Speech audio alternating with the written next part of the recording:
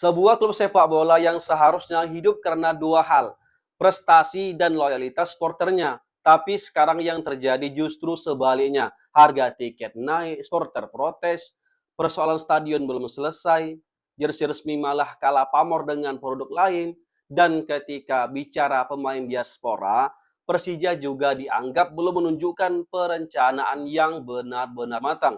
Pertanyaannya sekarang, apakah ini cuma masalah harga tiket atau jangan-jangan ini adalah tanda bahwa hubungan antara manajemen Persija dan Jackmania mulai mengalami keretakan yang jauh lebih serius? Nah, itu dia. Yuk kita bahas sampai tuntas. Jadi gini teman-teman, DJ Rami menyuarakan keberatan terhadap kenaikan harga tiket yang dianggap terlalu drastis. Dan menurut aku, keberatan ini jangan langsung dianggap sebagai bentuk supporter yang tidak mau memahami kondisi klub gitu ya. Justru manajemen harus melihatnya sebagai alarm. Karena dalam sepak bola, supporter bukan sekedar orang yang membeli tiket lalu duduk di tribun. Mereka adalah konsumen, iya. Tetapi lebih dari itu. Mereka adalah identitas klub, ya kan? Nah, ketika supporter mulai merasa dirinya hanya diposisikan sebagai pelanggan, bukan bagian dari keluarga besar klub, maka masalahnya menjadi jauh lebih besar daripada sekedar harga Rp250.000 atau berapapun nominalnya itu. Dan disinilah Persija harus belajar. Persib sendiri bukan berarti tidak pernah mendapatkan kritik soal harga tiket ya. Pernah juga ya enggak?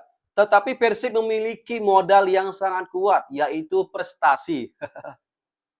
3 gelar secara beruntun yang membuat Bobotoh memiliki alasan emosional yang sangat kuat untuk terus memberikan dukungannya. Logikanya sederhana. Klub ini memberikan kebanggaan, maka gue rela berkorban untuk klub ini. Itulah yang namanya emotional value, teman-teman. Jadi persoalannya bukan semata-mata tiket mahal atau tiket murah.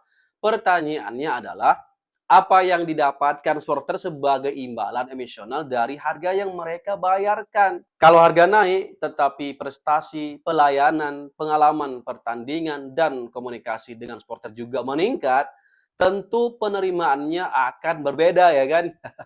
Tapi kita juga harus adil ya kepada manajemen Persija. Ada satu persoalan struktural yang memang tidak sederhana. Persija masih menghadapi problem stadion kandang. Ketika sebuah klub tidak memiliki kepastian venue, klub bisa mengalami tambahan biaya operasional. Logistik berubah, persiapan pertandingan pun berubah, distribusi tiket berubah, bahkan ya pengalaman supporter pun ikut terdampak. Betul nggak? Dan akhirnya semua persoalan itu bisa berujung pada satu hal, biaya pertandingan menjadi semakin besar. Jadi kalau kemudian ada kenaikan harga tiket, kita tidak bisa serta-merta mengatakan seluruhnya karena manajemen ingin mengambil keuntungan yang lebih besar begitu ya. Bisa aja ada faktor biaya operasional yang memang meningkat. Tetapi disinilah komunikasi menjadi sangat penting. Kalau memang benar biaya operasional meningkat karena Persija masih menjadi klub musafir atau JIS yang dipilih sebagai kandang, jelaskan kepada supporter. Buka komunikasinya, jelaskan kondisinya.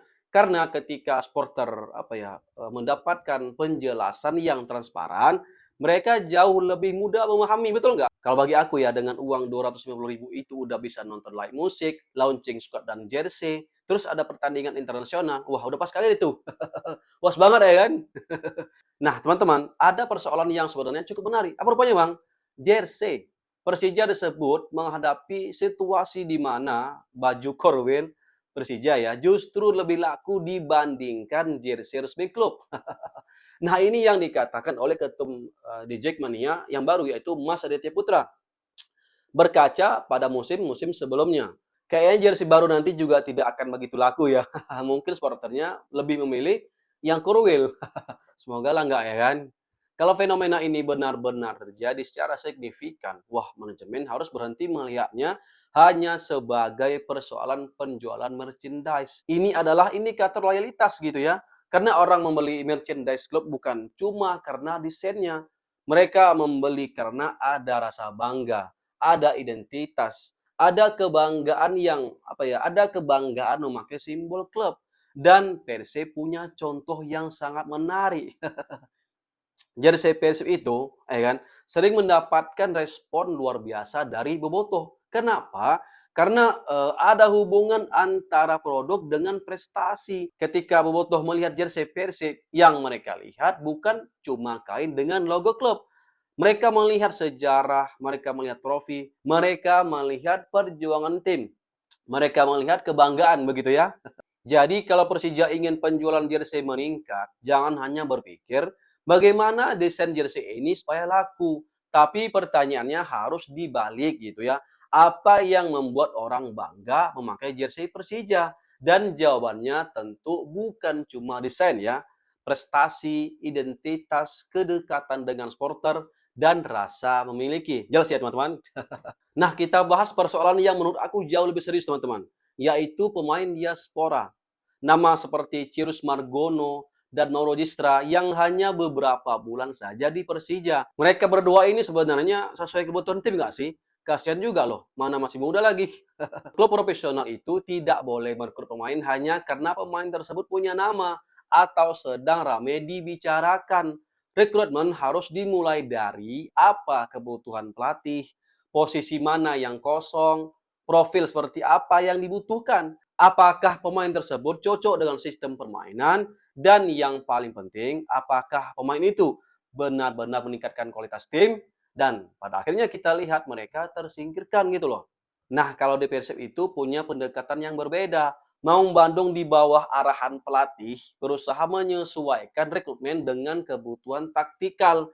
Jadi apa ya, bukan sekedar siapa pemain terkenal yang bisa didapatkan, tetapi siapa pemain yang paling cocok dengan cara kita bermain. Ini perbedaan antara transfer berbasis popularitas dengan transfer berbasis kebutuhan ya.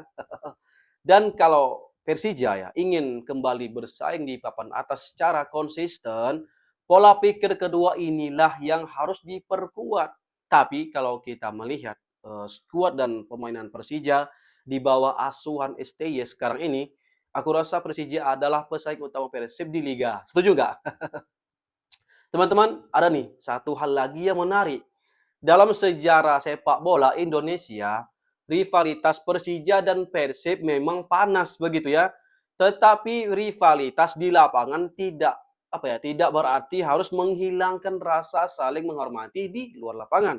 Bahkan ya ada cerita bahwa ketika Persija berada dalam kondisi sulit, pihak Persib pernah memberikan bantuan kepada manajemen Persija. Kalau kita melihatnya dari perspektif sepak bola secara luas, ini jelas menarik teman-teman. Karena sebesar apapun rivalitasnya, pada akhirnya klub-klub besar Indonesia tetap berada dalam ekosistem yang sama. Dan justru di era sekarang ini, Persija bisa belajar dari perjalanan Persib. Bukan berarti meniru semuanya ya, tetapi mengambil hal-hal yang berhasil. Contoh, bagaimana membangun hubungan dengan supporter, bagaimana mengelola prestasi, bagaimana menyusun skuad, dan bagaimana menciptakan identitas klub yang kuat.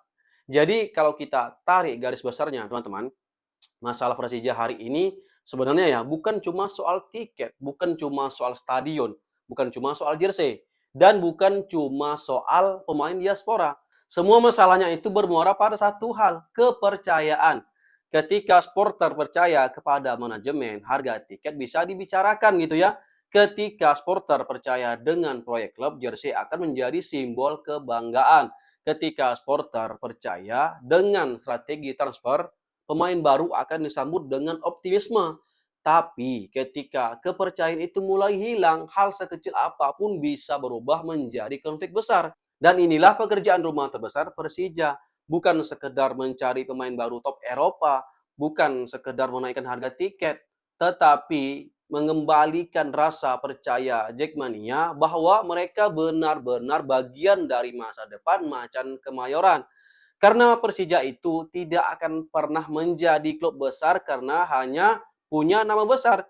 Persija akan menjadi besar ketika manajemen, pemain, dan Jackmania kembali berjalan dalam satu arah gitu ya. Dan kalau Macan Kemayoran memang ingin kembali ke level tertinggi atau ingin juara, mungkin sekarang saatnya berhenti melihat Persib hanya sebagai rival. Karena terkadang rival terbaik justru adalah guru terbaik. Nah, gimana menurut kalian? Apakah Persija seharusnya belajar lebih banyak dari Persib? Tulis komentar kalian di bawah ya. Horas. Assalamualaikum warahmatullahi wabarakatuh.